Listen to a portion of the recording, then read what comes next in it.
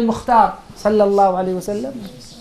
أذكر لكم مرة اتصل بي أحد الإخوة السودان، قال لي يا زول، قلت له تفضل. قال أنت شيخ عبيد؟ قلت له أيوة أنا شيخ عبيد. قال الله أكبر الله أكبر في الجوال. قلت له إيش ساير؟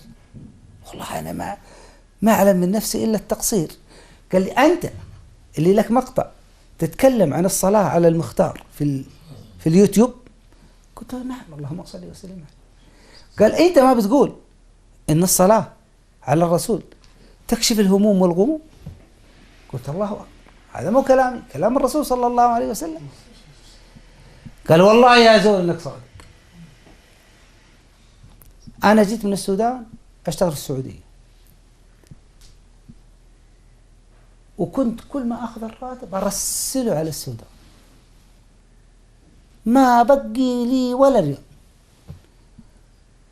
فبقيت في السعودية 8 سنوات ما رحت للسودان ولا قدرت أخرج عن الكفيل. فسمعت المقطع قلت له ايوه. وبعد ما سمعت المقطع قالوا بعد ما سمعت المقطع قلت والله لا أصلي على الرسول، فصرت أصلي في اليوم 1000 مرة وأزيد. يقول والله يا شباب أسبوعي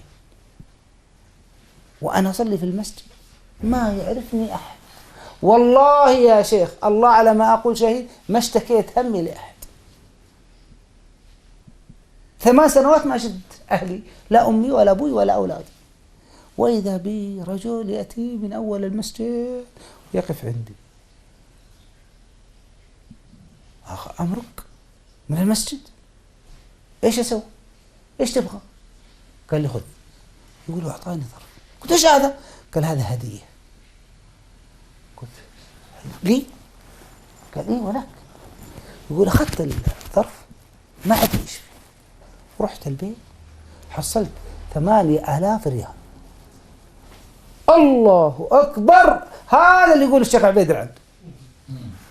يقول والله أكلم كفيل يقول ما يخليني أروح يمين ولا يسار. قلت له أنا أبغى أروح أسلم على والدي. قال لي روح. قلت له أخذ شهر. قال شهرين، معك إلى 6 أشهر. ما شاء الله. يقول والله وأروح وأخذ الفلوس وأحجز التذاكر وأروح لأولادي وأهلي أخذ معي هدايا وأرجع. قلت والله أدور على رقم هذا الشيخ وأتصل عليه وأشكره على هذا المقطع. قلت سبحان الله العظيم، فعلا يا إخوان السعادة في ذكر الله أكثر من ذكر الله، أكثر من التسبيح والتحميد والتهليل والتكبير، الباقيات الصالحات، أكثر من قراءة القرآن، دواء، علاج. يا أيها الناس قد جاءتكم موعظة من ربكم، ها من يكمل؟ وشفاء ليش؟ لما في الصدور وهدى وموعظة. قل بفضل الله وبرحمته فبذلك فليفرحوا هو خير مما يجمعون. فالذكر يا أحباب مهم خطير. كل ما كنت غافل كل ما كنت أنكى وأتعس. ومن يعش عن ذكر الرحمن نقيض له شيطانا فهو له قرين.